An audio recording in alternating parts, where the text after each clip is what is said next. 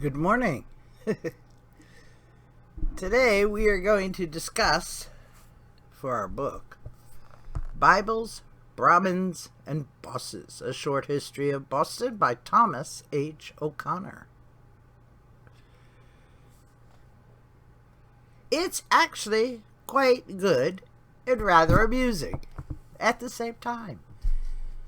Not something you ordinarily find in a history book. Okay, so in case you didn't know what a Brahmin was, that's the top echelon of the social order, the top caste. You call them Brahmins, after the Hindu castes. El Jefe, you know, in certain languages, but in this case, because they're all Harvard-trained smarties, Brahmins was selected. In part because it does have to do with religion. You know, the Bible's Brahmins, people who do the rituals. And bosses, by which they mean politics. Because, yes, Boston was under the somewhat hidden, but not quite, control of the Brahmins. You know how it is. This is Boston, home of the bean and the cod, where the lovers talk to the cabots, but the cabots talk only to God. Well, yes, of course. And they all intermarry, and all these trust funds.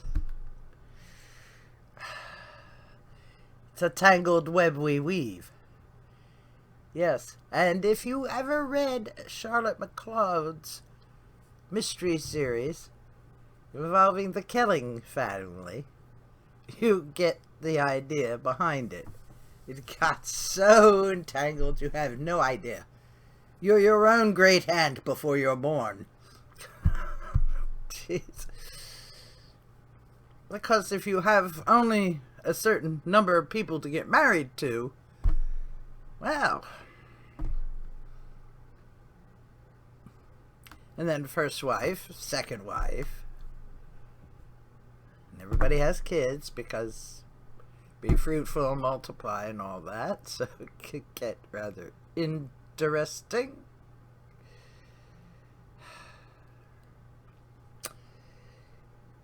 But as with any select group, you have to do outcrossings every now and again, or else, you know,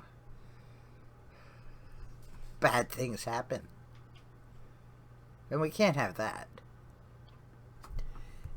But I did enjoy this book. This was part of a lecture series. And if you know anything about Brahmins, they're always good for having lectures to which everybody's invited.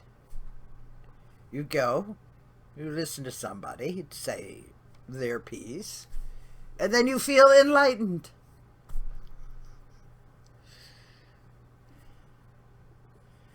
Yeah, there's the symphony, the art galleries, there's the opera,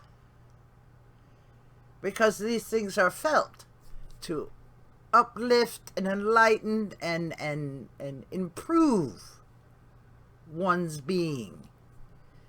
It's a kind of educational thing, self-improvement, as you were, because that's part of the Puritan credo. You prove that you're worthy of being elected by this idea of seeking self-improvement and offering self-improvement opportunities to those who aren't as well off. Because you have a stewardship to your fellow human beings.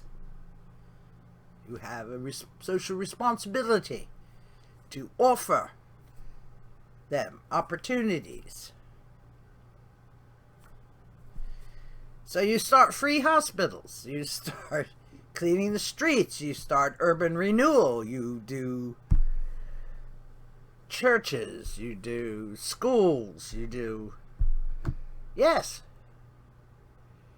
libraries, so on and so forth. Yes, this is all part of the Puritan creed that it began building Boston.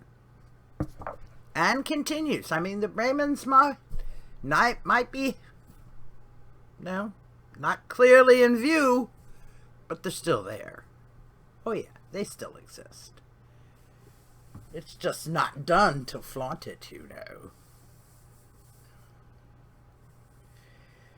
Hallmarks of castes, pretending that we don't have any of those here. Well, we don't.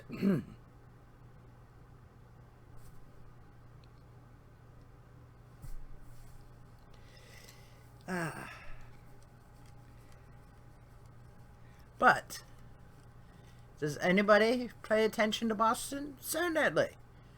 First thing you do to make your book extremely popular, as Walt Whitman found, is to say that your book was banned in Boston for being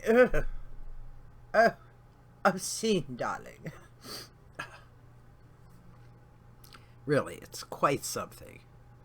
And I know here in this modern day and age, that all seems rather so old, so square, as it used to be called. But it's a good book. I recommend it. It gets a little touchy at times, you know? Like when they stole a man's property and stuck the State House on top of it. Oh my. Still in all, I think you'll enjoy the book. And it's no different than New York. Yeah, they had their political bosses, their political machine. It's just as it went from WASP to Irish.